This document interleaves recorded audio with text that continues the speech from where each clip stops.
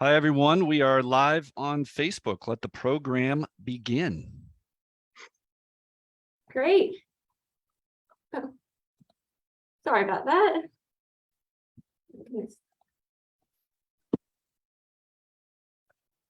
Hi, everyone. Welcome in. Xin chào tất cả mọi người và xin chào đón tất cả mọi người đã tới. We are going to be starting in just a moment. Và chúng ta sẽ bắt đầu. Ended. Let me just pull that up real fast.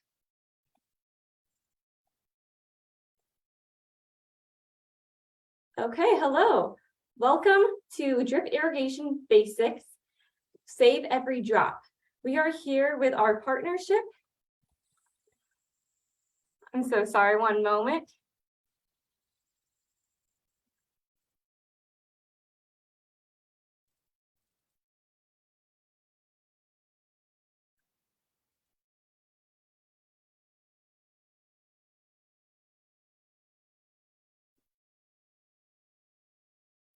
Sorry about that, but everybody welcome to Drip Irrigation Basics, Save Every Drop. This is in collaboration with our Valley Water partnership. You can see that this program is being offered in 4 different languages. So at this time, if you could please select your language, please select mute original language, mute original audio if you are in a language that is other than English. You can go ahead and do this now. So who are we? Who is Daily Acts? Daily Acts is an environmental, holistic education nonprofit. We focus on 4 values and principles: ripples, reverence, relations, and resilience. We strive for daily actions that inspire communities to be more sustainable. We do this through action campaigns and through programs and through networks and alliances. So if you have any questions, please drop them in the chat or in the Q&A and not in the chat box. So we will answer these at the end of the presentation. Again, put them in the Q&A and not the chat. I'm going to pass the mic over to Nick from Valley Water so he can share a little bit about the rebates. Thank you, Ava. So I just wanted to give a short introduction on who Valley Water is. Again, my name is Nicholas. I'm a water conservation specialist here with Valley Water, and we're really excited to be able to offer you this program. Valley Water is a special district water agency that provides water for nearly 2 million people who live here and work throughout the South Bay. We are the water wholesaler, and we partner with 15 cities and 13 local water retailers to provide clean, reliable water, flood protection, and healthy creeks and ecosystems for our community here throughout Santa Clara County. With the current state of our drought and California, as it will be a way of life, water conservation is essential for ensuring a clean and reliable water supply for today and throughout our future. I want to thank you all again for joining us to learn about how you can improve your water efficiency and reduce your water use on your landscape by converting your existing irrigation to a drip system. Next slide, please.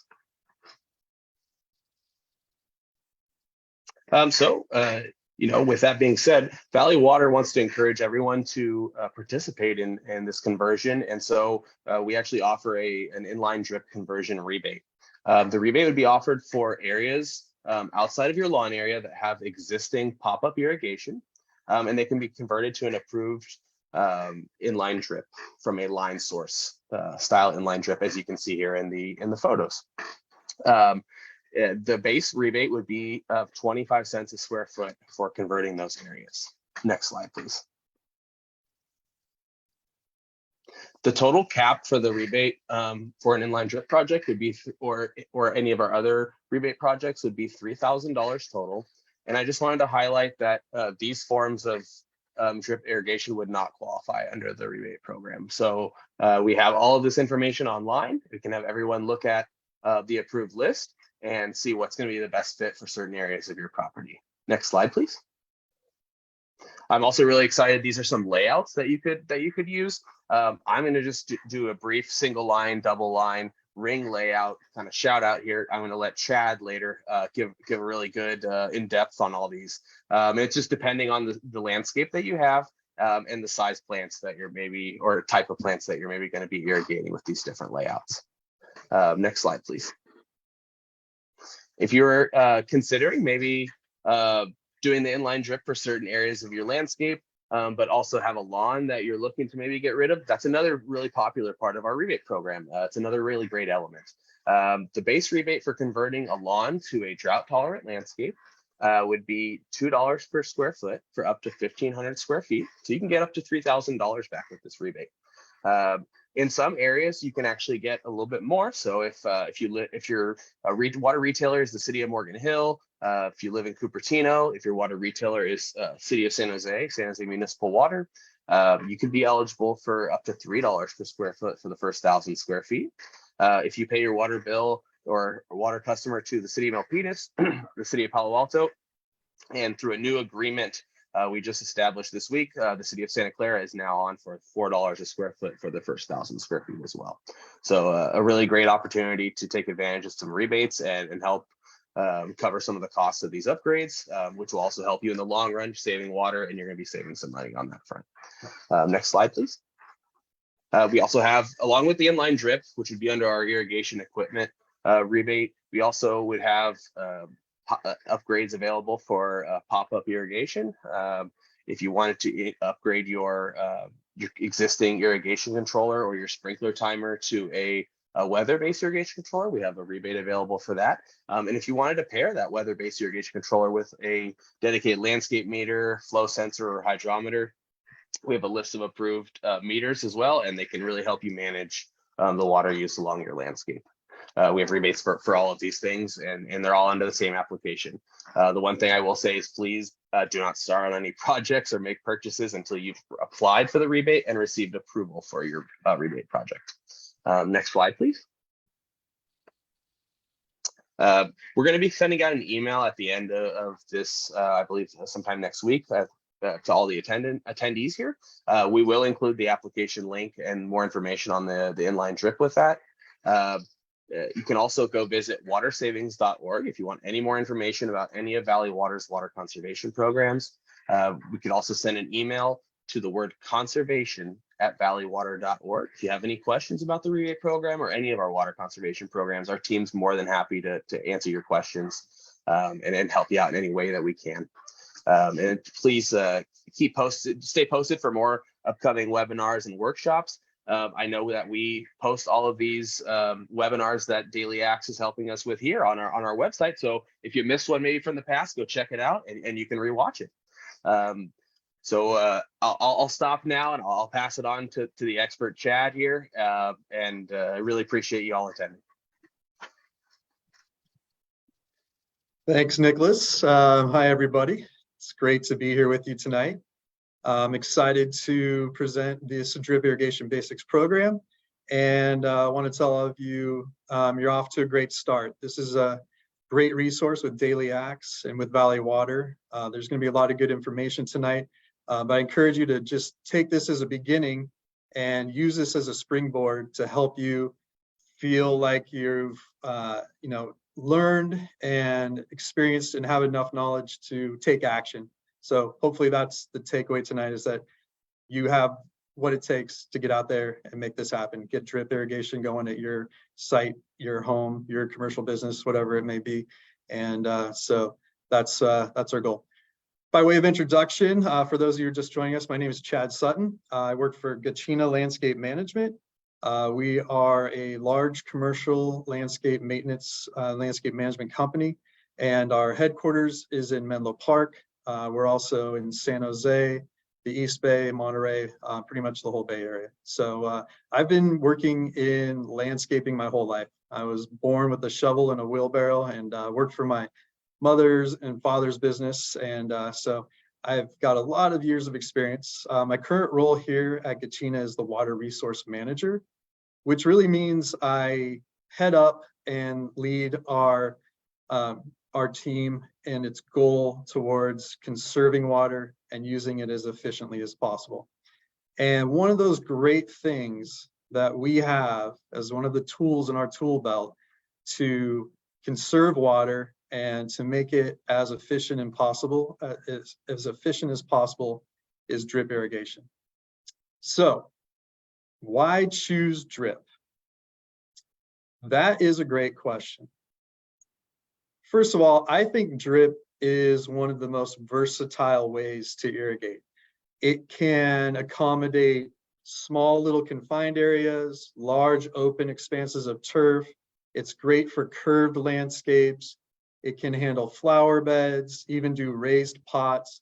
So there's really tons of different applications that make drip a very versatile choice. Next up, as I mentioned, it's efficient. It's so efficient that it's 90% efficient at getting that water right to the plants to make it available to be used. It's great at reducing runoff. How many of you have seen time and time again water just running right off the sidewalk into our gutters and wondering there's got to be a better way? Well, drip is that better way. It minimizes evaporation. You're not going to see droplets of water spraying into the air and just misting off into the atmosphere and evaporating and causing waste. And it's so efficient because it really applies water slowly. And that's what we need for our soils, especially around here. It puts the water down very slowly and makes it efficient. And it's also really plant friendly. Don't think about this too often, but if you think about it, drip irrigation, just putting out a tiny little bit of water right next to the plant, it's going to minimize that contact with the leaves, the stems, and any fruit of the plants, which really helps cut down on, mold and mildew and lots of other pest problems.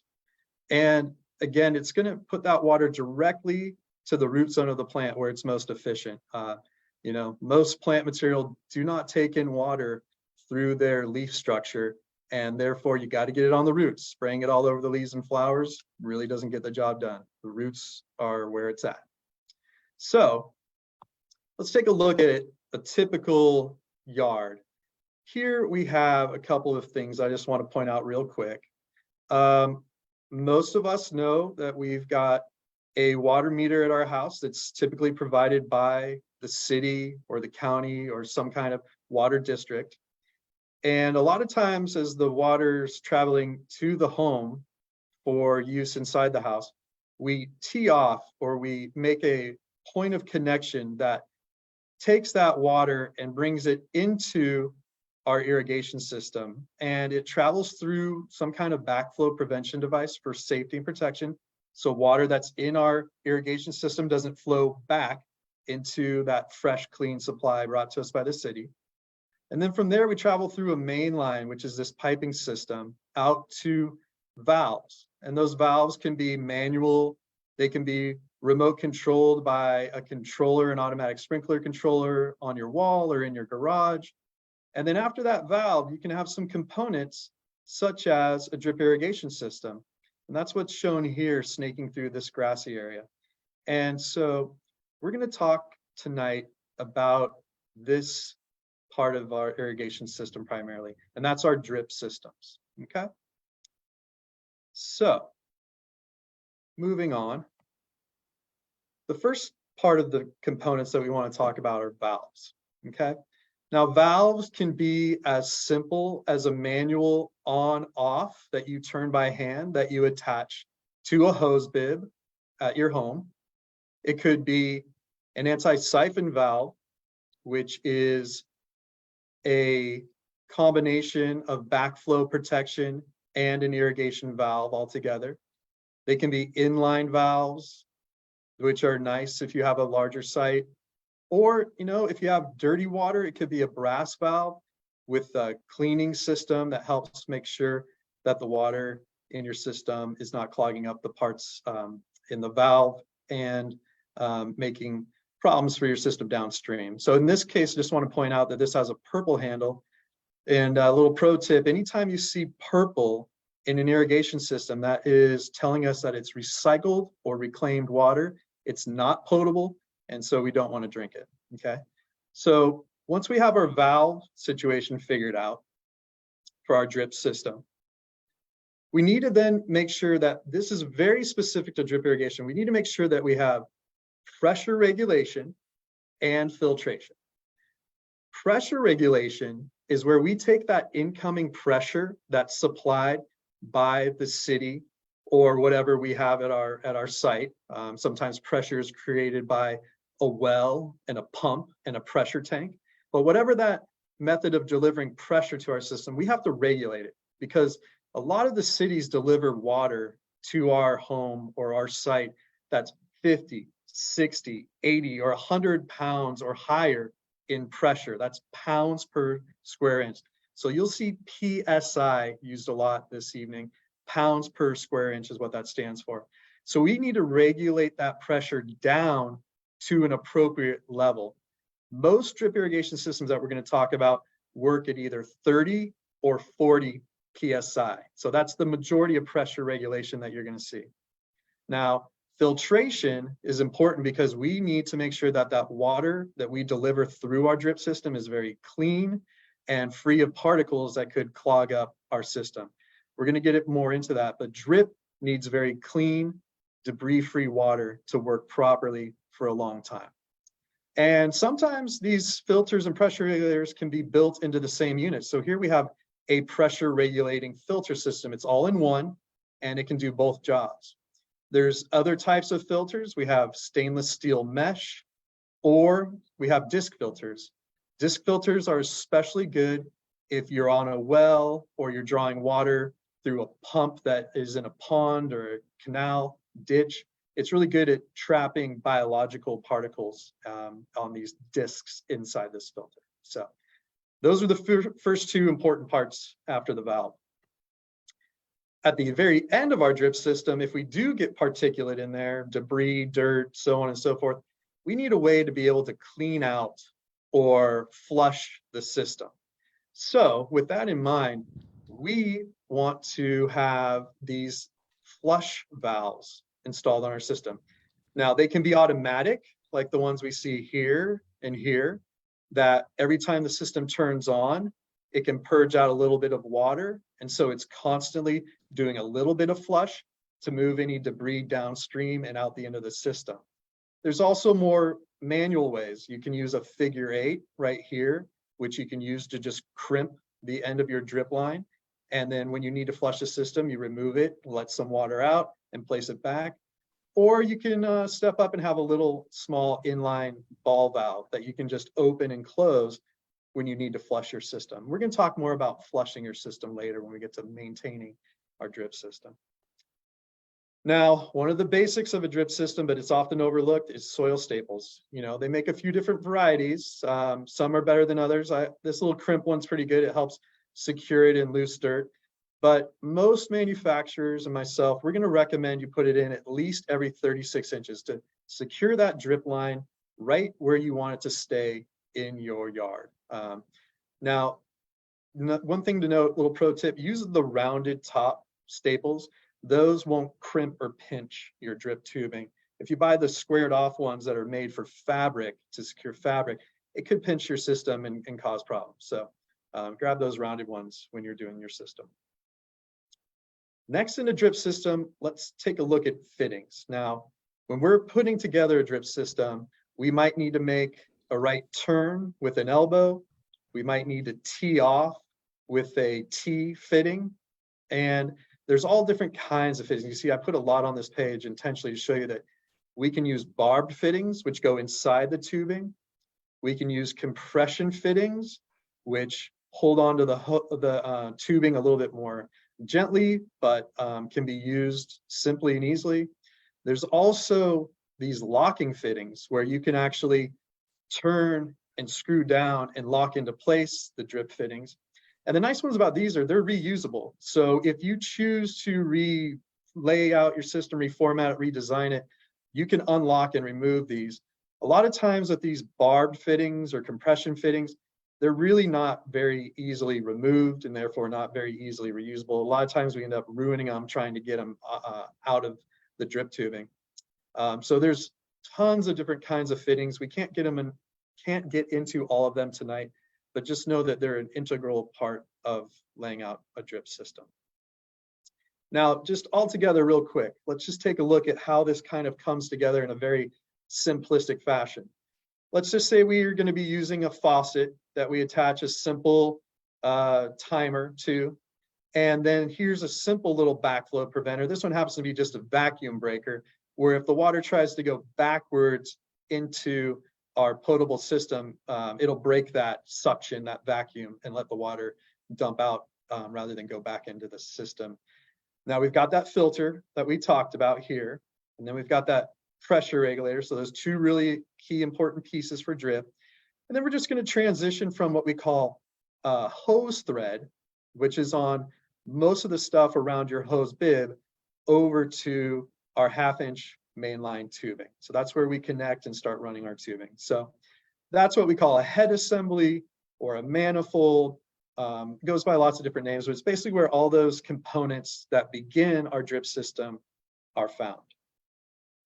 So a couple more things, and these are optional, but they are very useful. One of those is an operation indicator, and you can see it in action here in this photo.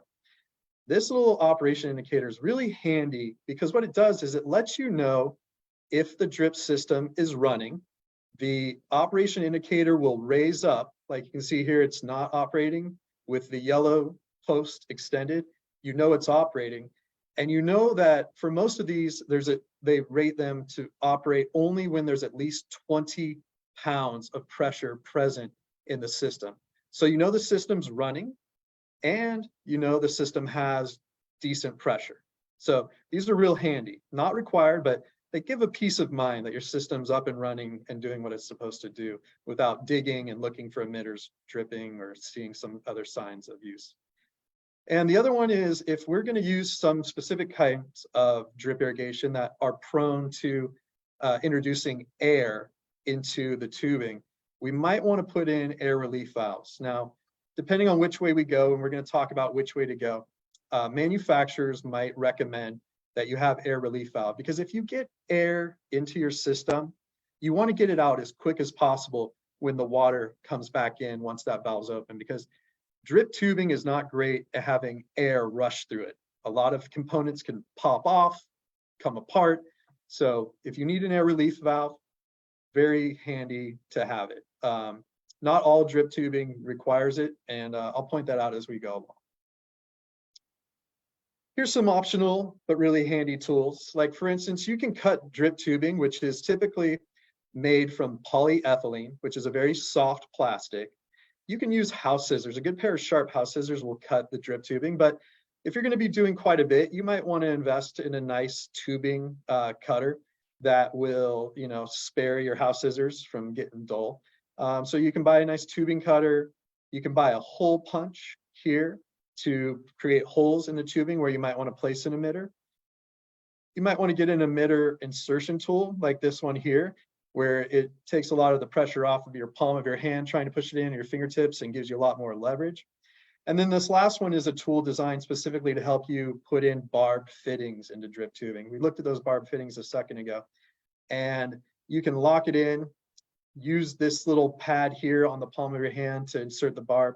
And then these little side posts here are actually a reaming tool where you can put that into the open end of the 1/2-inch tubing, wiggle it around, and it'll expand that tubing just a little bit to make that barb insert into the tubing just a little bit easier. So some handy tools that can make life a lot easier. Drip's easy to start, but these make it even easier. So let's talk about two types of drip. Two big distinctions. And the first thing I want to point out is, if you remember in the Valley Water portion of the intro, the rebate only covers line source. Now, line source is not the choice for everyone, but if you choose to get a rebate, you need to focus on the line source side of things tonight. The other one is point source, and point source is easy. You can get started very simply, but there are some drawbacks, not the least of which is there's no rebate available. So keep that in mind. So we're going to dig into the big differences between point source and line source tonight. So when are we going to use point source? It's best for when you're going to have plants that are very sparse. They're going to be spread out a great distance from one another. And when your plants mature, there's going to be lots of area in between them. When we do have these sparse plantings and we do choose point source, we're actually placing an emitter directly into the tubing right next to the plant. Literally, we want to have it right on that root ball of the plant that we're putting in. Now, when we're measuring these point source systems, we're going to measure them in gallons. It's a way that we spot water. And when we spot water, we need to measure in gallons. Okay. Now, conversely, with inline drip, it's better for dense plantings. And a lot of times these little plants that we buy end up being very dense as they grow in. So it's really great for dense plantings. We're going to try and put those emitters in a grid formation so we have a nice even coverage. And we're going to show a lot about that later. And with inline, we're looking at a water requirement that we're now measuring in inches. Okay. So point source, sparse plantings, we're talking about gallons. And then when we get into inline drip, we're talking about dense plantings, and we're going to be measuring the water requirement in inches. Okay. So let's dig in a little bit into point source first, just to point out a few things. So here's an example. This is a point source system that was installed at a fire station, I believe. And as you can see, we have the tubing that runs all over the planting area. But you'll notice after they ran the system for quite some time, you can still see really large areas of dry soil. And you can see really saturated soil areas as well, but they're real specific. And that's right where we're going to put the plants, or right next to these emitters, these little blue dots on the line. You can also see that we've put the staples down, and we've kind of flagged where we're going to have some of our plantings go. Now, again, this is going to be for a sparse planting. We couldn't plant material everywhere. It's just not going to get the right amount of coverage. So this is what point source looks like when it's in action. Okay. So some of the things that you see specifically on a point source is you typically see black color polyethylene 1/2 inch or maybe 3/4 inch tubing. And so these are a few examples. Pro tip, if you buy a large roll of tubing, before you install it, unroll it and let it sit out in the sun and warm up, and let the sun help ease out the memory of the curl that's been put into the tubing. And another pro tip, after you leave it out in the sun, let it cool down overnight and try and install your emitters early in the morning, because it's easier to make a hole in the tubing and cut the tubing when it's cool, but it's easier to lay it out and get the kinks out when it's sunny. So roll it out, get the kinks out when it's sunny, and then the next morning come back when it's cool and put in your emitters. You'll save yourself a lot of frustration. Really hot tubing becomes very malleable, and therefore it's hard to put holes into it for your emitters. Another little tip is they sell this in all kinds of different roll sizes, 100 feet, 250, 500, 1,000. Check it out. Don't buy a huge roll if you don't need it. A lot of times the cost for a 100-foot roll and a 250 roll are very comparable. So you don't really save a ton of money by buying a huge roll. It just makes life really difficult. They're unwieldy, and they can make things tough. So little tip from experience is buy as small as roll as you can. And then they also make it in 1/4 inch. So you can come off your 1/2 inch, which they call a lot of times our main tubing, and you can have a little 1/4 inch tubing come off of that to place the emitter directly at the root ball. So we have all kinds of different tubing. Some have stripes, some don't. Lots of different choices out there with different manufacturers, but at the end of the day, it's just tubing. Now, here is a symphony of emitters. You've got lots and lots of choices when it comes to emitters. You have cheap ones, expensive ones. You have really fancy ones that you can pull apart, ones that are just real simple one piece, and they all have a different purpose. Now, we don't have time tonight to cover all the different ones, but we're going to cover one specific one in a second here. But before that, I will say that a lot of manufacturers will color code their emitters based off of how many gallons. Remember, when we measure emitters, we're going to be talking about gallons per hour for our point source system. And this color scheme will tell you if it's a half gallon or 1 gallon, 2, 5, 10. Each manufacturer has their own color scheme to help you visually identify how many gallons per hour this is putting out. And just another important point, emitters and drip irrigation is measured in gallons per hour. Okay, that's the emitters. Sometimes when we're talking about the total flow for the entire drip system, we will talk about how that is measured in gallons per minute. So we need to keep in mind that some things are measured in gallons per hour, some things are measured in gallons per minute. So emitters, gallons per hour. So one of those important distinctions I want to cover are pressure compensating emitters. Pressure compensating emitters, or what we just call a lot, you'll see PC, is an emitter that is going to maintain the exact same amount of water, even if there's varying water inlet pressures. So what that really means is that you're going to get an even amount of water across all emitters. If your pressure is 30, 40, 25, 35, whatever that pressure is, you're going to get an even amount of water with a pressure compensating emitter.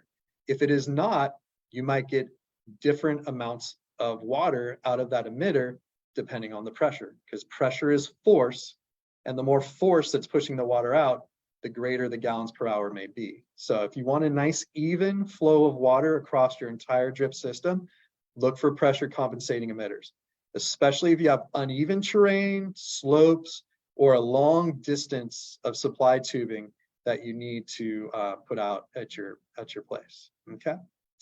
The one-time pressure comping is sitting easy for me to say, right?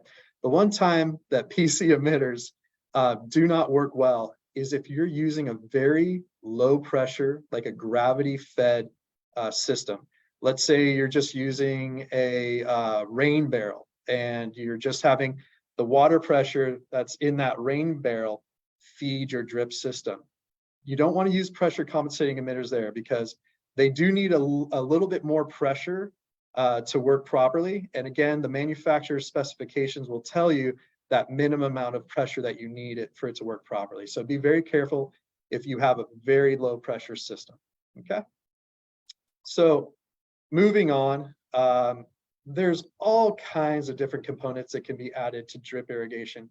I personally don't think you really have a drip system anymore if you start to get into adding micro sprays here, or what we call a shrubbler that will put out different streams of water, or some of these little umbrella fan style micro sprays. There's really 100 different types. And with that in mind, got to be really careful using these. They can have drastically different amounts of water that is put out.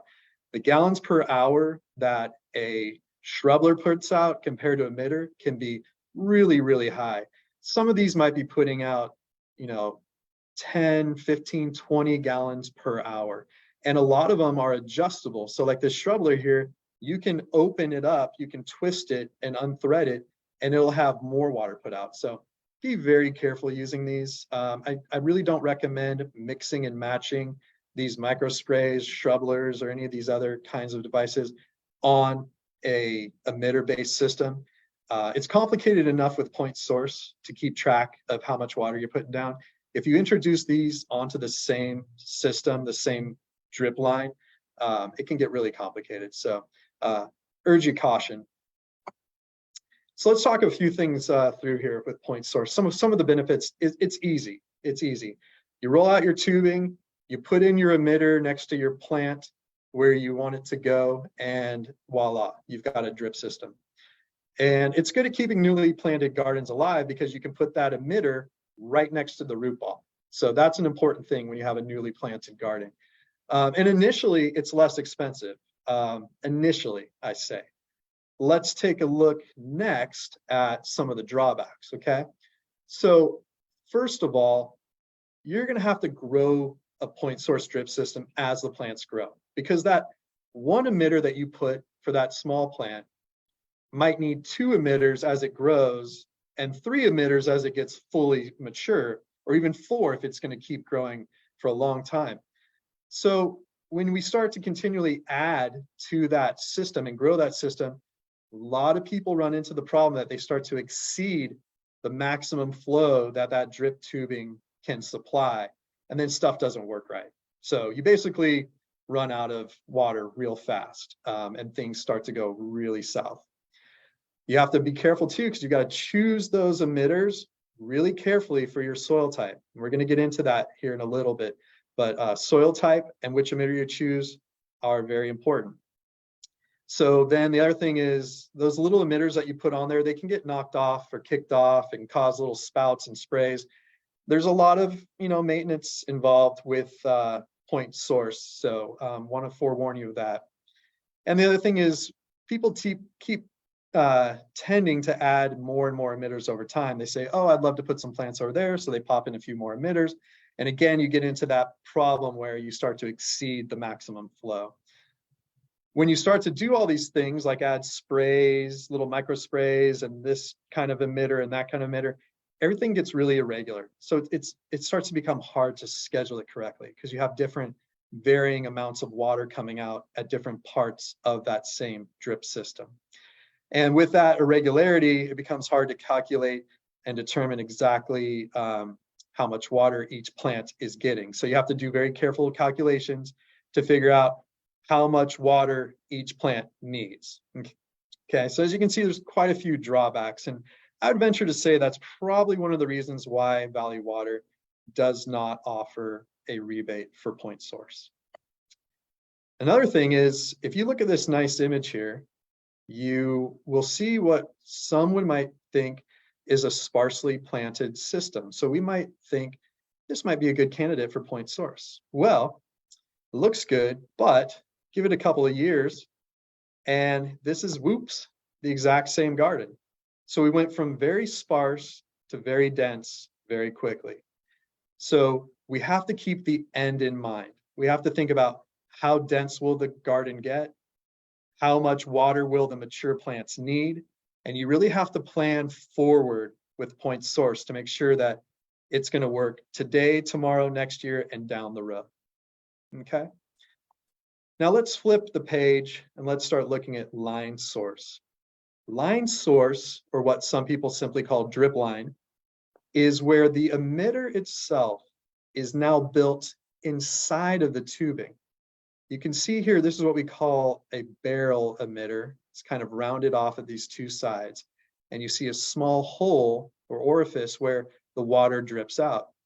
And so now the manufacturer has put the emitter inside of the tubing, so it's protected and it's evenly spaced already for you. So that's line source or drip line. And this is the one that Valley Water rebates for. Here's a picture of what line source drip looks like. Now, in this example, we're assuming that someday these plantings, and there might be a few more added down here in the future, we are now trying to irrigate the entire zone of the landscape. We no longer want dry areas between plantings. We want to evenly apply water throughout our growing zone. And so that is the real benefit of line source. It is going to be good for today, tomorrow, next week, next year, and down the road. So line source drip.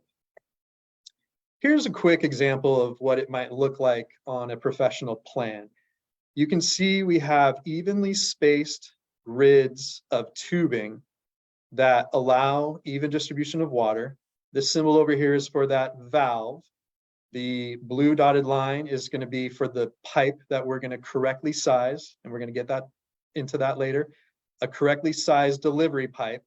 And then down here, you can see we have that flush out or that flush at the end of our grid subzones. Each one of these is called a subzone. And so you can see in this one, they're saying we need to secure the stakes 24-inch on center, so on and so forth. So this is what a nice professional plan would look at to give you an idea of what a line source or a drip line layout would look like.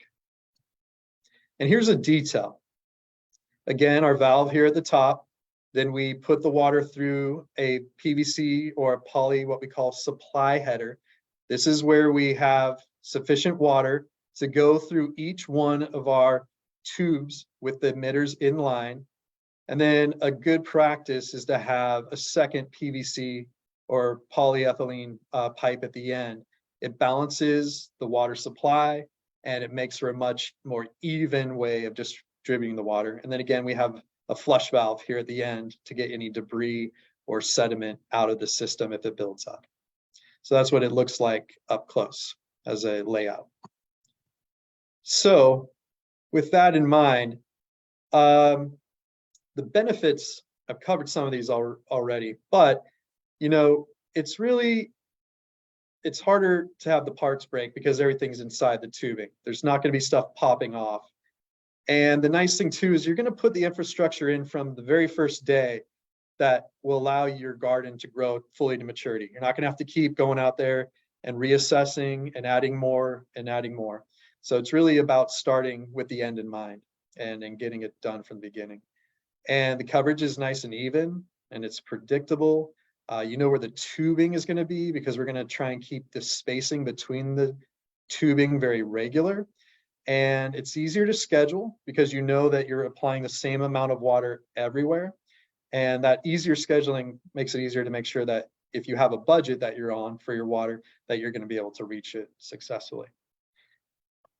Now, some of the drawbacks, because there's always drawbacks, is it can be a little tricky to get the plants established with inline. You have to make sure that you're putting plants right next to an emitter. Remember, with new plants, you need one of those emitters right next to the root ball. And the reason why is when we put a new plant into the soil, we are putting it in typically with the soil from the bucket or the container that came from the nursery. And that's that nice growing medium that the nurseries put in there to make sure the plant establishes just right.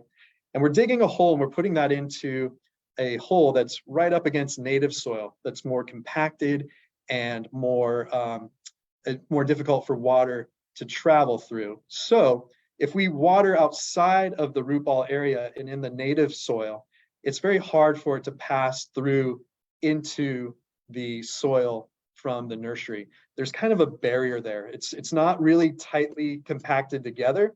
So there's almost a little bit of an air gap and it's really hard for the capillary action. That's water that kind of pulls itself along with the fancy word here, cohesion, because water's sticky, it adheres to itself and to different soil particles. It's really hard for it to get to move through that barrier there. So that's why we need one of those emitters right on the root ball. And as it establishes and it becomes more compacted and things settle down, then the water can more easily move through. And then the roots grow out into the native soil and they can get water from outside the initial root ball size. So important tip there. So it is initially more expensive as well because the manufacturer's taking the time and energy to put all the tubing in there. And so it's a little bit more expensive to start with. But in time, I think it pays off. And again, there's more time to install it because you have to put a very nice systematic grid pattern. And to design that and to install it takes some more time. And then with that, you're going to need more materials, more fittings to get the right layout and some more parts. But in my opinion, and again with the rebate, I think it speaks to the fact that it's all worth the extra time and energy and money. So now we're going to get into talking about the steps for designing a drip system. Remember, we talked about some of the benefits, why we're going to choose it. We talked about 2 different types. We talked about the components. And now we're going to get into some good steps for starting to help you design and plan out your system. So we're going to evaluate and do a simple map of the site. We're going to talk about plant factors. That's how much water does the plant need. And then different plants need different amounts of water or factors. We're going to talk about how might we divide our whole landscape up into hydro zones. That's specific zones that have specific water requirements that are similar. We're going to get into that. And then we're going to talk about figuring out what emitters are right based off of our soil type. Remember, I said soil type and which emitters you choose are really important. And if you have a slope, we're going to talk a little bit about that. And a little hint there, if you have a big slope, pressure compensating or emitters with check valves. And a little emitter with a check valve on a slope will keep the water in check or hold it back so it stays inside the tubing and doesn't drain out the last emitter at the bottom of the slope. The other thing is we're going to talk about making sure that we get that pipe and tubing size correct. And that all comes down to how many gallons per hour or gallons per minute are we going to use for that zone. And then the last step is we're going to talk about creating a good irrigation schedule for each valve zone so that we apply the correct amount of water during the changing seasons. All right, very good. So we're moving on. Step one, let's gather some info, get that map, and talk about evaluating our site. First part is, let's figure out, is my soil very clay heavy? I love this picture. It reminds me of my days growing up in the East Bay where we had a lot of clay, tough digging, a lot of mud stuck to your shovel.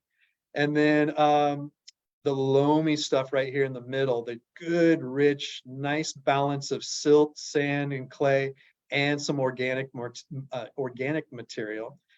You know, we could add some compost, a nice loamy soil. And, you know, if we're kind of in the middle over here between, we might have a clay loam. And if we're heavy on the sand, lots of sand, you know, we're right near the beach. Maybe we're in Half Moon Bay or Pacifica, or we're down in Monterey. Maybe we have a very sandy soil. So figuring out what kind of soil you have is really critical for drip irrigation. It's why it's the first thing that we evaluate for our site. Let's talk about how we can figure this out. Now, obviously there's some visual things, but there's also a hand test. We'll talk a little bit about that. We can scoop it up in our hand and run a test. There's a jar test. And if we want to get really serious, we can send it off to a lab for analysis, which there's a lot of good reasons to do that. With the hand test, you pick up that soil, you get it wet, you put it in your hand, you make a little ball, and then what you're going to do is you're going to try and squeeze that soil out into a ribbon, and you're going to see how far that ribbon will extend before it breaks and falls off. Now, if you've got really like sandy loam, a lot of high sand content, it's not going to go very far. You can see the scale in millimeters over here on the side. It's not going to go very far. You know, if it's more heavy on the loam side, it's going to go a little bit further. And as we get into a more true loam, a little bit further. Now, when we introduce some clay into that soil, it can extend further. And finally, if we're primarily clay, you'll get a long ribbon that won't break off. So you can use this hand test to determine how your soil type is made up, or your soil texture.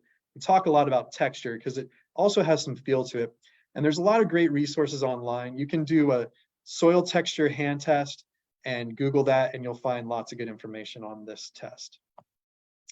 The next one we can do is we can do a jar test. And again, there's lots of good resources online. I grabbed this one from Clemson University, and they have a great step-by-step process. But real quick, what you basically do is you put some soil, some good soil, you know, try and take out the sticks and the rocks.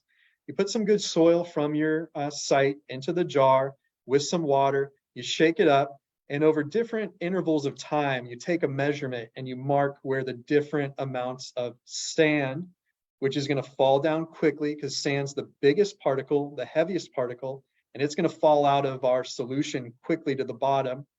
And then next, the silt is going to fall down, and we can mark that. And then after a longer period of time, our clay will finally settle.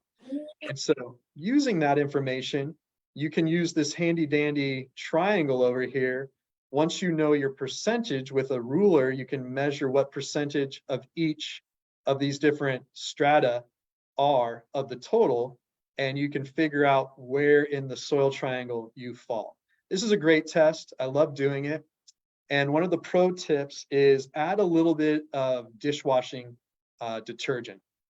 And when you add that, it acts as a surfactant, which makes the soil particles more freely available to settle individually. and not stick to other random soil particles. So you get a much more even distribution. So a little bit of dishwashing detergent like Dawn or a good eco-friendly biodegradable one is good. And just about a tablespoon should do it. You know, good instructions online when you read through this at the Clemson website. So that's the jar test. And we typically just use a mason jar. If you can find a mason jar with milliliter markings or some kind of markings, that's really helpful too. The last one that we could do is we could actually get out there and do a soil lab analysis. So I'm not going to get into this too much, but it's obviously more expensive to send off, but you can get a really clear analysis of what you've got, what kind of breakdown you have. And if you pay a few dollars more, you can get a breakdown of different nutrients in your soil to see if it's deficient and it might need some specific kind of fertilizer or amendment. Now, once you know your soil type and the texture, let's take a quick look. If you have very sandy soil and you apply water, what this pattern is showing is that sandy soil, the water tends to go straight down. It pretty much makes a column shape, doesn't expand out too wide. Conversely, over on the clay side, with a lot of this capillary action, because the clay is packed in more tightly, the water can spread out horizontally much more. So that's why it's so important to know what your soil type is. Sandy soil, it's going to go straight down. Clay, it's going to spread out. And so that has a lot to do with how fast can we apply the water, how far apart can we space our emitters. And so, you know, we need to also, with sandy soil, we need to water more frequently because it doesn't hold on to the water as much, versus clay soil, we can water less frequently and for longer periods of time to make sure that that water can be slow but more infrequent. So getting down to it, with our soil type, that soil can only take in water, what we call our intake rate, at different amounts. So a soil that's heavy in clay can only take in water at 0.10 inches per hour versus a sandy soil 0.6 inches per hour. So it takes that water in much faster with sand. So we choose our emitter, we go low on the gallons per hour, a quarter, 0.4, 0.5 gallons per hour for clay, work our way up through the different loam and sandy loam, all the way up to 0.9 or 1 gallon per hour if we have sandy soil. So you choose your emitter gallon per hour based on your soil type. Now, once we know all that, we can start to make a simple map. And it's just a nice thing to draw a simple map to kind of get a rough idea of what your yard looks like, where you're going to put your plants, what you might have. And there's a good point for that, because with a simple plan or a really fancy plan, if you want to go online, there's some free design software you can do and start to put dots and name your plants. With that information, we can now start to think about, where are our sun exposures? Where do we have shade and where do we have sun? Where is it partly shady? So we need to start thinking about that with our yard as well. And what this is all leading to is we're starting to think about hydrozones.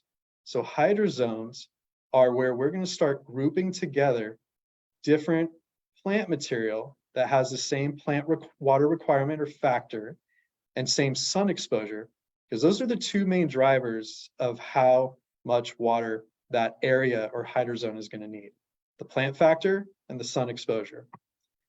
So how do we figure out what those water use values are of the plants? Well, there's some great tools, and there's one I want to show you right here on this website that's linked here on my presentation. And this will be recorded, so you can go back and grab all these websites. This one's from a good website, Puddle Stompers. And shout out to my good friend Lori Palmquist, who puts all these tools out there for free. And so this one is going to help us figure out plant factors. So we're going to look at that quickly here. Let me switch back to my pointer and head over to the water use planning tool. So we're going to choose a city, look for our plant, and if we want, we can add a list. So we click on Get Started. Figure out what city we're in. Most of the Bay Area is in this north central coastal region. If you're not sure where your city is, you can just type in, I'm going to go for San Jose, and click on Find City. And it will now show me that San Jose is in region 1, and then I can go to my plant search. So click here on the arrow. Hey, Chad, I don't mean to interrupt, but it looks like we are still stuck on the plant factors page. Oh, well, I apologize. Thank you for letting me know. Yes, not a problem. Yeah, I will figure that out here. I'm With that, sharing I'll my- also mention it's about a 15-minute warning. Thank you very much. I'm No just going problem. to try and share my screen again and see if it will jump over. I'll do it this way, and I'll start moving a little bit faster. Can we now see the plant search page? Looks like we are back to the beginning of the PowerPoint with that one. That is a tricky deal. Let me try this. Doing Worked great. This worked great in practice. Let me try and make this again. Apologize, everybody. I'm going to stop sharing. I'm going to try this a different way. I'm going to share this one. Do we have it now? Yeah, this looks good. Thank you. Okay, I have to do it a little bit differently. So you can type in, again, I won't go over it, but find your city, name of plant. Let's go with Agapanthus. You find it. And it will tell you down here that Agapanthus, lily of the Nile, is a moderate water user. So that's what we really want to take away from this, is understand what kind of plant water use is required here. We measure them out in very low, low, moderate, or high. So that's what we're trying to do when we're talking about hydrozones, okay? So let me close this and go back to my PowerPoint. I apologize, this is gonna take 1 second longer than normal, and it's gonna make me jump around.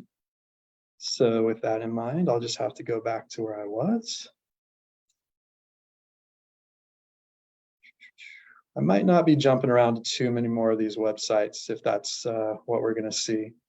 Don't want to make it too painful. So after we've looked at our plant water factors or water use, and we know what kind of requirement our plants need, then we can really start to divide it up into hydrozones. And again, we're grouping them by water needs. Is it the sun or shade? Wind can be a factor too. You know, if you have a really windy area, you might want to think about that because that can dry out the soil. Think about pots. If plants are in pots, you should put them in a separate hydrozone because they have a much different dry out period in a pot versus in the native soil. Veggie beds should be their own hydrozone, especially for trees or every other deeply rooted shrubs. Those are the different kinds of hydrozones that we're looking for. And brand new plantings as opposed to old established plantings. That's another good way to hydrozone.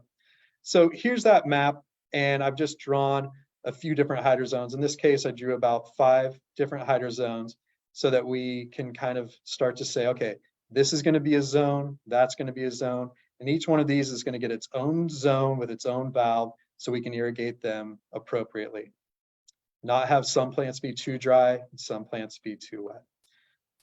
So after that, we need to think again about determining those emitter specs. Now, for point source, I won't go into it too much, but here's a good tool, and I apologize. Let me make this larger for everyone. Hopefully you can see it in full screen size again. You are going to go to this website. You're going to put in how large is your plant in feet, the diameter of the canopy or the greenery of the plant. Are you in a hot, medium, or warm climate? It's based off of the temperature, midsummer. What kind of plant water use factor? So again, what we just looked up, high, medium, low, very low.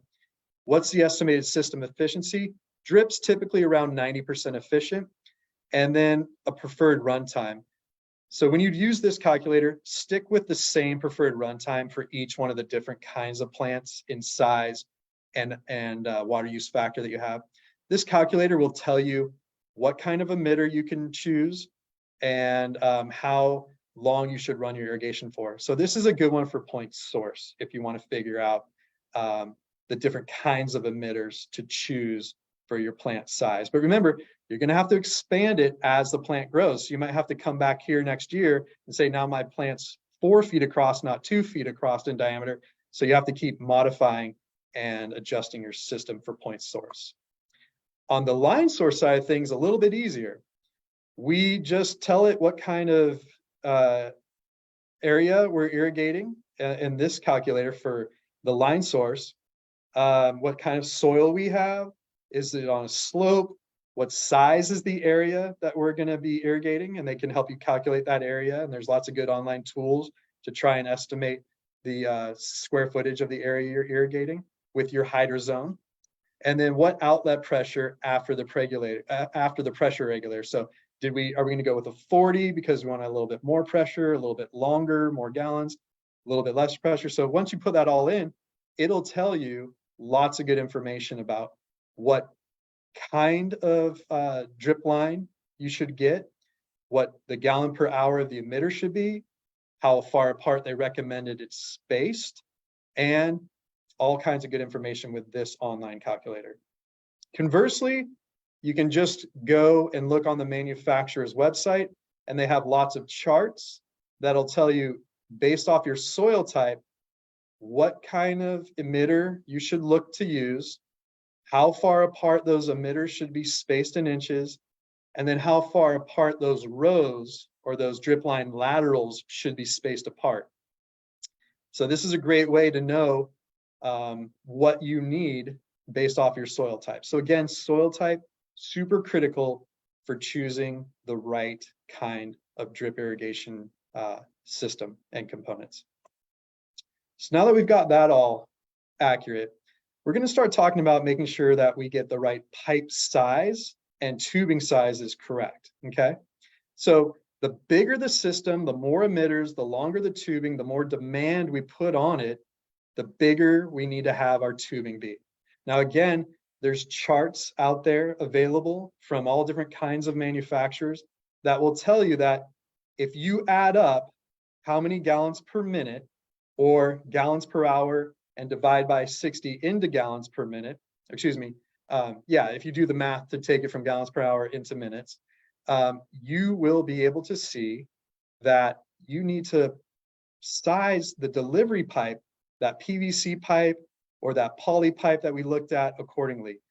Remember, if you're just going to stick with 1/2-inch poly pipe for your whole drip system, you need to stay under 4.7 gallons per minute total, and know that you're going to lose 8 pounds of pressure. So if you're starting off with a very, very low pressure system to begin with, you're not going to be able to do a whole lot of gallons.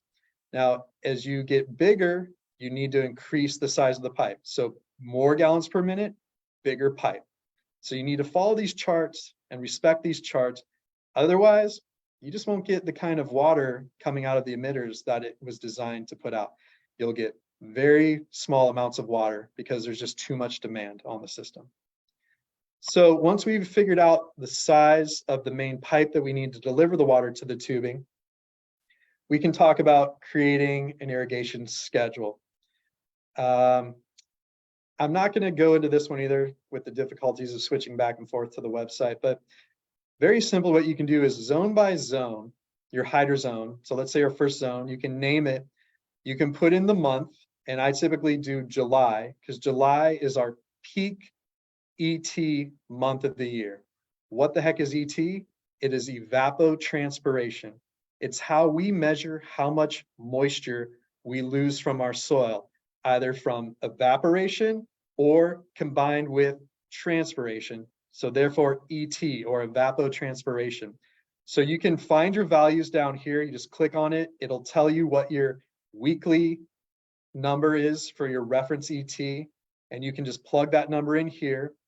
Same thing for the plant factor. There's some guidelines here. If you click on the image of the plants, that will get you a plant factor number, or you can refer back to our plant water use classification that we did.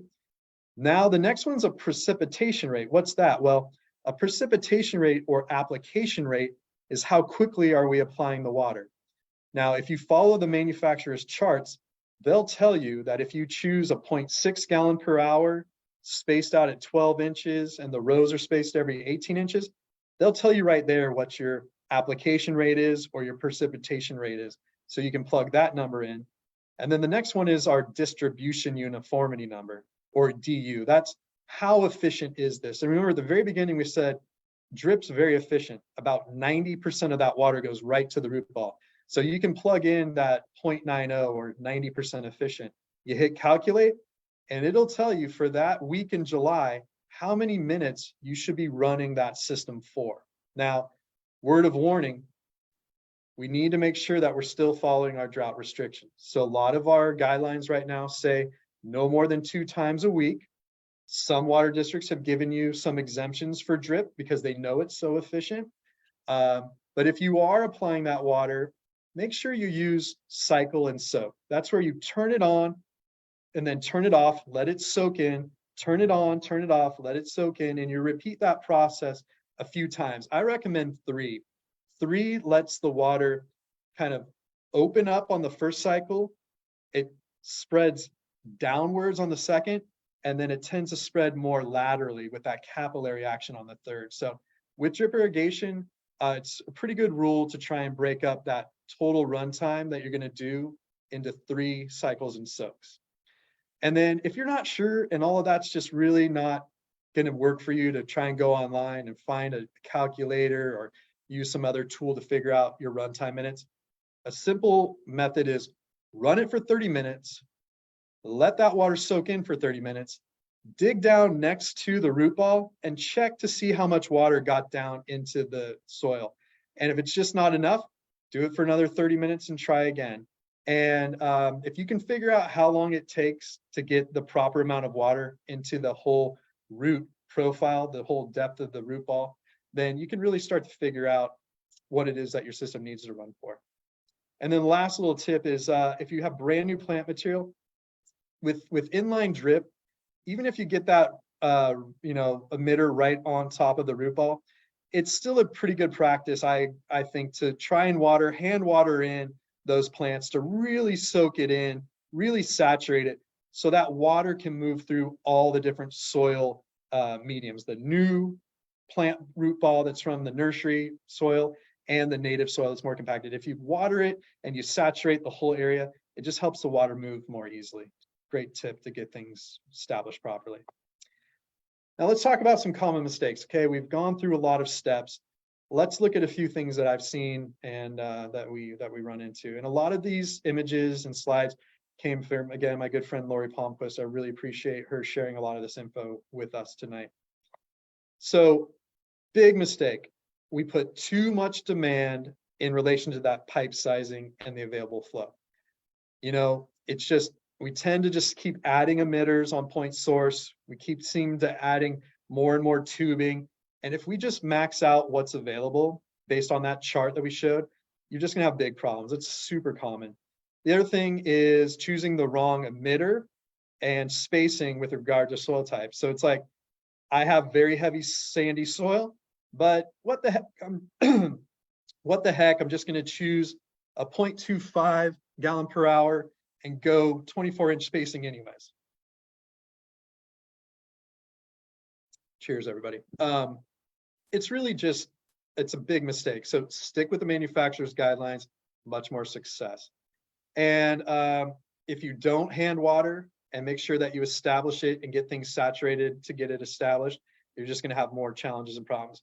Again, with line source, that establishment and saturation is more important. And then again, if you don't ever put that emitter near the root ball, you're gonna have big problems. So make sure you get it near the root ball for establishment.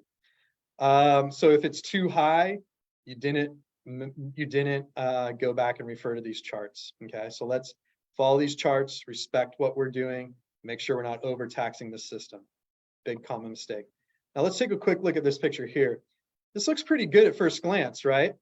But none of these emitters in these rings are really right over the root ball. So if you have a brand new plant that you're trying to establish, you want to try and get one of these ring emitters on the ring, right on the root ball. And if that's just not possible, you might want to punch in and put a little 1/4-inch tubing and run over one single emitter and add it right on top of the root ball.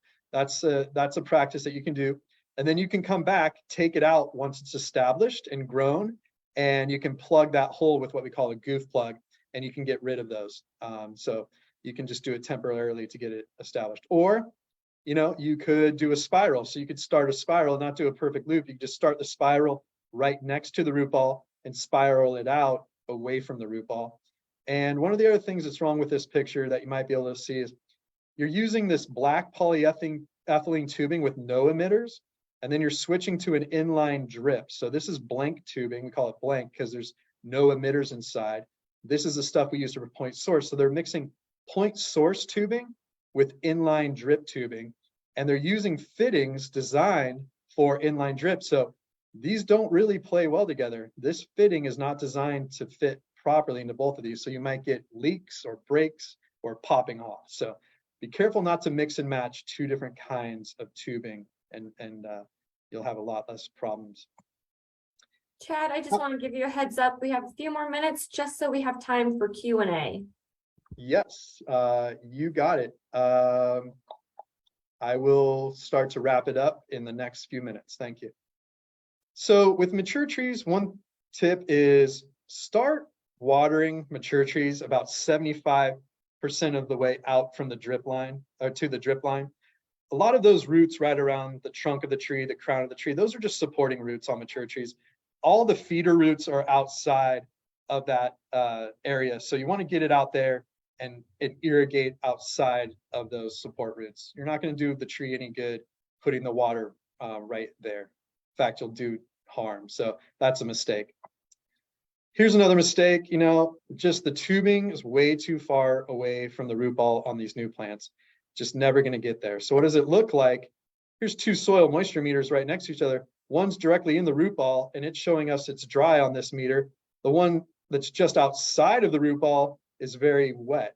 So you can have two drastically different moisture levels depending on where you get that emitter. This is that problem I talked about where the native soil and the nursery soil just don't do well moving that water through. So again, soak it, establish it, and get everything an emitter for new plants. This is one that we looked at earlier. You can do a single snake layout. This is a good practice. So you get those emitters right near the root balls. And if you want to, you can put blank tubing with no emitters between. If you want to do point source, this is a way, or it's a way to do line source and not waste water if you never have any intention of growing plants in these areas. It gets a little bit more complex, but you can also do a double line layout where you can have one on either side of the root ball. I really like this one because if one line gets clogged or fails, you can have a backup line. And then again, you can do these ring layouts like we talked about for mature trees. Here's the problem. Shrubblers on top of the mulch. Don't water your mulch. Try and get your emitters down on the soil and then put the mulch over the top. It's a much better way to go. You don't really want to waste a lot of water getting your mulch wet. Get the emitters down onto the soil. That's another reason I'm not a fan of these shrubblers. And then let's talk quickly about converting from spray to drip. There's lots of retrofit kits.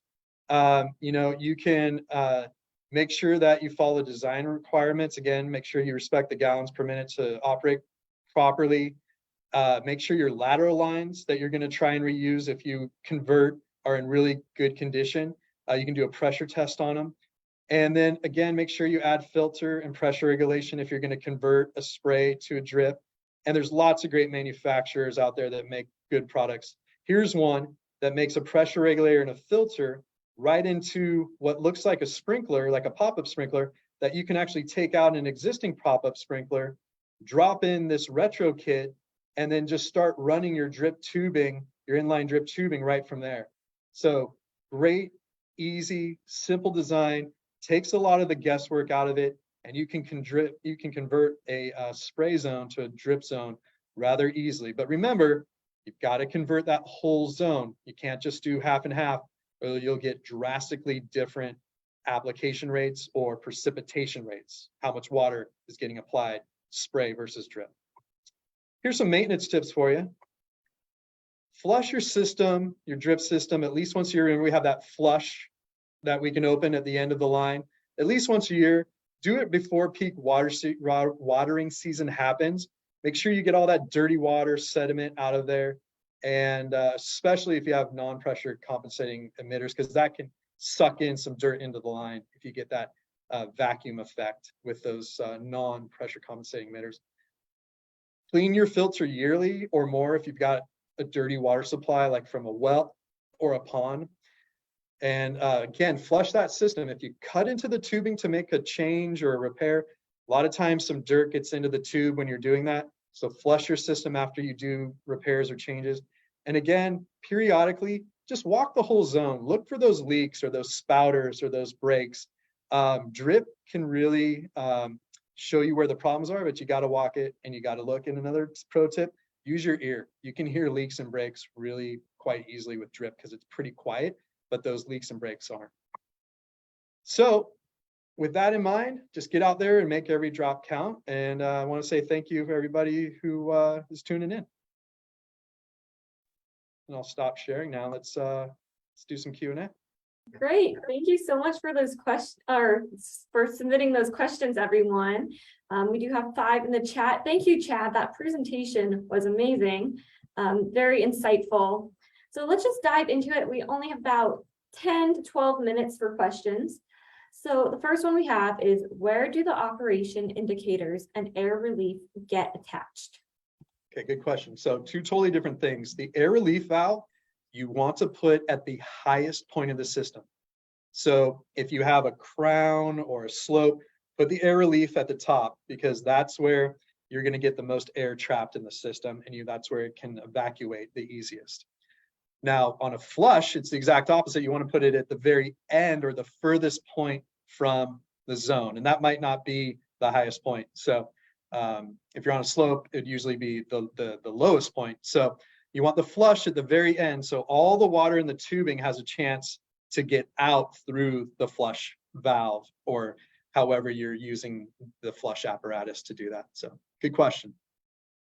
Great. Our next one is from Jonathan. It says, glucose low, moderate, high. How much gallons per minute or gallons per hour is considered low or moderate or high? So we don't use that gallon per hour for plants. We use a percentage of maximum ET. So what we do is we say in our business, in our world of growing plants, that Kentucky bluegrass, that beautiful green, soft, sod that we have around here, that sucks up the most water out of pretty much any ornamental crop. So we say that is the maximum, or what we reference for 100% water use for a plant.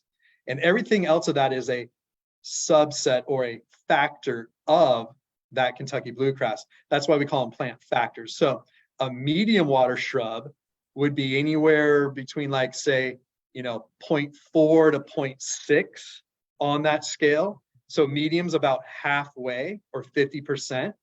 So doesn't matter about gallons per hour, but a high water plant will need more gallons in the year compared to a low water plant. So if a high water plant needs 4 gallons for that time of year, a medium might only need 2 and a low might only need 1. So that's how you can kind of start to think about how you translate different plant factors into gallons, but they don't really cross over too much. Great, thank you. Next question is, how much maintenance is required for a point source drip system? Is it 10%, 25%, 50%, or more? Or more, all the above. So they oftentimes see the system as a nightmare for the homeowner, as opposed to the line source. Yeah, we really just encourage inline for homeowners, for commercial sites. There's so many good reasons. Point source is just, I would say, at least 50% more maintenance, if not more. It can be 2, 3, it can be factors of. It is just, by the nature of having the emitters on the outside of the tubing, you've just created an easy way for things to go wrong. So if you want to keep the maintenance to the lowest level possible, go with inline drip. Great, good to know. Next question is, if you install an inline drip system with several different zones, does the system run all zones simultaneously? Which I believe you might have answered. I asked you to the on-off 3 times you mentioned to maximize absorption, or do you run each hydro zone on different days? Okay, 2-parter. Let's take the first part first, and then I'm going to have you read me the second part because I was thinking about this one. So it is possible to run 3 zones simultaneously. You could have all 3 of those valves open at the same time, but you need to make sure that you have sufficient water supply for that. So be careful, because your water meter is only going to supply so many gallons. So let's say you have a typical 5/8 inch household meter. You might only be able to have 8 or maybe 13 gallons if it's a little bit bigger. So there's not a whole lot of gallons per minute that you can play with at a residential site. And if you have a 5 and a 5 and a 5 gallon zone, you might exceed the total maximum designed flow for your water meter. Okay, so be careful there. Typically at a residence, we like to run one valve at a time. And then while that one valve's stopped and soaking, you could start the next valve. So you can do that with start times for each of the different valves. So that's really the way we want to do that is best practice for residential, one valve at a time. Big commercial sites, you're probably going to have to start turning on multiple valves at a time to get that water down. And read me the second part again, please. The second part was, do you run each hydro zone on different days? Thanks, David. No, not necessarily. There's no need to run different hydro zones on different days. But if your hydro zone is, say, mature trees versus new plantings, the frequency at which you run those hydro zones is going to be drastically different. Mature trees, maybe every 10 days versus new plantings, you might have to water it in non-drought times, every other day or every day if it's blazing hot. So hydro zones definitely have different frequency based off of the root depth and the water use requirements. So good question, but no, I could run hydro zone 1 and hydro zone 2 on the same day without any problem. Great, awesome. That was a very great question. Thank you, Kathy, for that. Great questions, great questions. A question that relates that is here is how many emitters do you place per zone area? Cannot answer that. That is, do the homework, do the research, figure it out. The one thing I want to say is do not put more emitters than your flow will allow, okay? So that's the rule is you can put as many emitters as you want until you start to exceed those rules that we talked about, which is how many gallons per minute can that pipe deliver? So you got to respect the pipe size and you got to respect what's the total water supply that I have through my meter. And again, you can look up what's the size of my meter. It's on your water bill. Most water bills say the size of your meter. You can go online and say how many gallons per minute is safe to move through a 5/8 inch meter or 3/4 inch meter, or 1/2 inch meter, whatever you have. So good question. Just there's no right answer. Great. Sounds like it's very dependent on your zone. Yeah, exactly. It's very dependent on how much water you can supply to that zone. Great. Next question is, can you talk about issues with longer lengths of tubing and the pressure difference, flow rate as you get further away from the original water source? Right. At what lengths does that start to become a problem and how do you address that? Great question. I should have had a slide for that because the longer the drip tubing, the more friction is going to happen as that water runs along the tubing. There's friction. It's the same friction like your tire running along the asphalt and slows your car down, right? So the water is going to lose pressure the further the distance it goes because of that friction loss. So there's charts online as well that you can look at that will tell you do not run a 1/2 inch tubing more than, like, I think the number off the top of my head is like, 1/2 inch tubing, like I think it's like 300 and something feet. So there's charts online that'll show you the maximum distance you can run a 1/2 inch tubing before that friction will really start to eat into your pressure and you just won't have enough pressure. Now, a great way to overcome that is if you are going to do a long run, make sure you use pressure compensating emitters, because if you do have some variation in pressure along that line, those PC emitters will do a good job of making sure you get an even amount of water from the first emitter all the way to the end.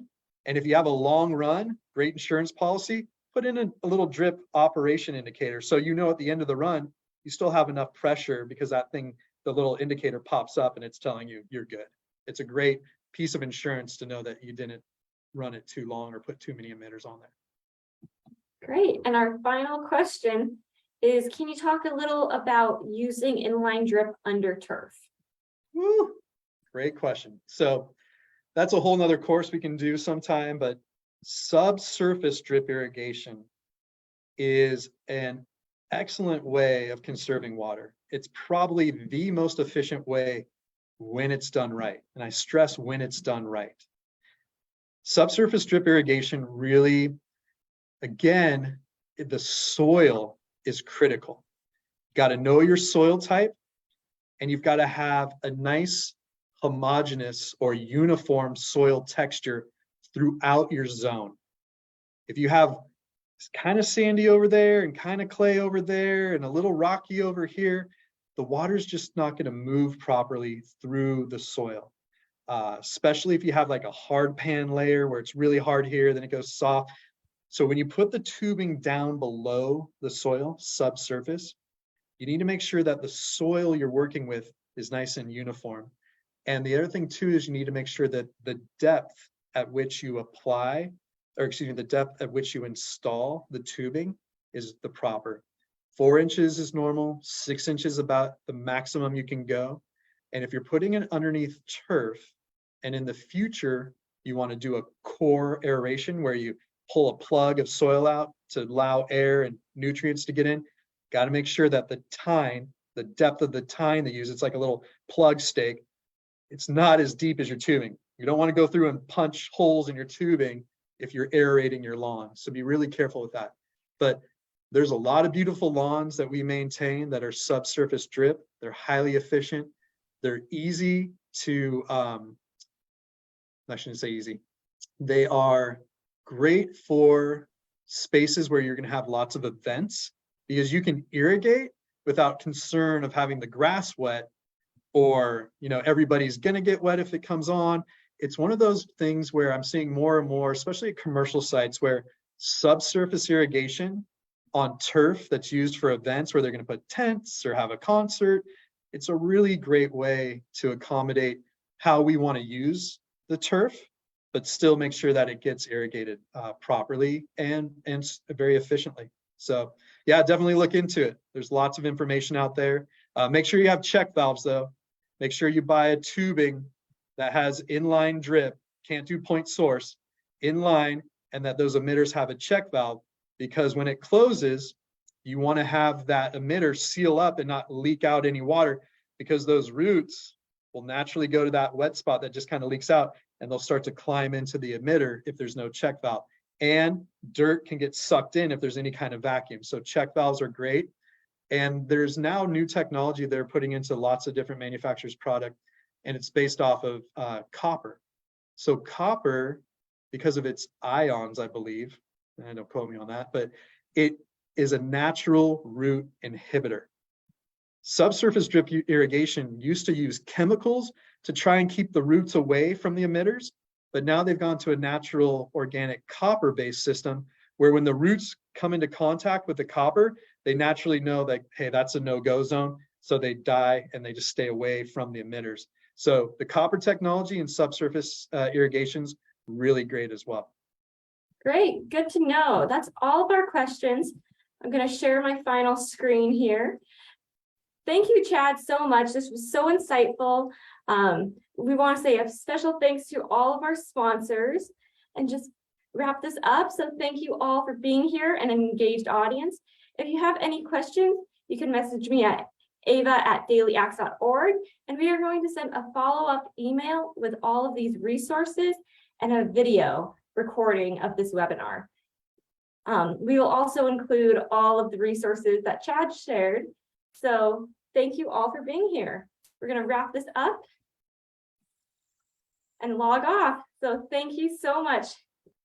Everyone, good night, everybody. One last thing I wanted to mention is that there will be a survey at the end of this program. Once we wrap up, a survey will pop up on your screen, and please offer any and all feedback that you have. Thanks, everyone.